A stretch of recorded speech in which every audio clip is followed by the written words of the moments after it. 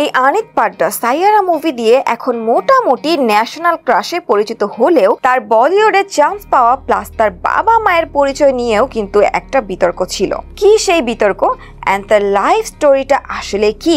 Let's find out. Aneet Padda talented, দেখতে সুন্দর, এটা আলাদা হিসাব, কিন্তু একজন আউটসাইডার হয়ে যেই লেভেলের পপুলারিটি পাচ্ছে এইটা কিন্তু খুব বিরল ঘটনা বলিউডের ক্ষেত্রে। বাট সে কি আসলেই আউটসাইডার? বলিউডে কি আসলেই তার কোনো কানেকশন নাই?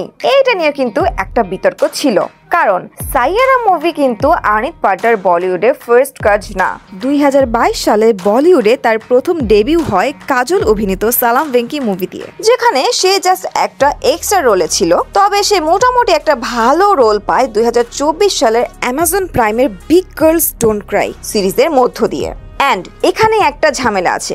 বেশ কিছু জায়গা থেকে বলা হচ্ছিল যে এই সিরিজের ডিরেক্টর নীতা মেহরা অ্যান্ড করণ কাপাড়িয়া তার বাবা মা, অ্যান্ড সে আউটসাইডার হয়ে বলিউডে মোটেও কাজ পায় নাই, কানেকশন আগে থেকেই ছিল।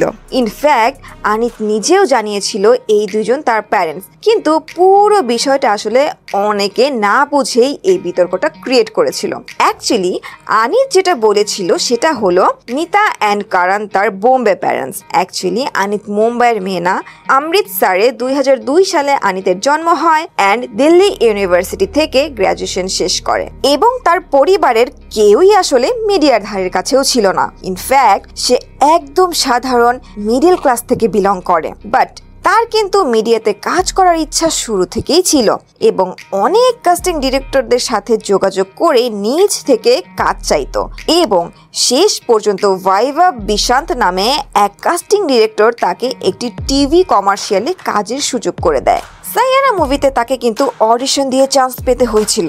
মোহিত সুরি নিজেই জানিয়েছে প্রায় 100 জনেরও বেশি মেয়ের অডিশন নিয়েছিল সে। অ্যান্ড আনিত প্রথম অডিশনে যেই পারফর্ম দিয়েছিল সেইটা দেখে মোহিত অ্যান্ড ইয়শ রাজের কর্ণধার আদিত্য চোপড়া দুইজনেই সুপারব ইমপ্রেসড হয়ে যায় অ্যান্ড তাকে ইমিডিয়েটলি ফাইনালাইজ করে ফেলে। মানে আহান পান্ডের আগে কিন্তু এই আনিতকেই ফাইনালাইজ করা হয়েছিল।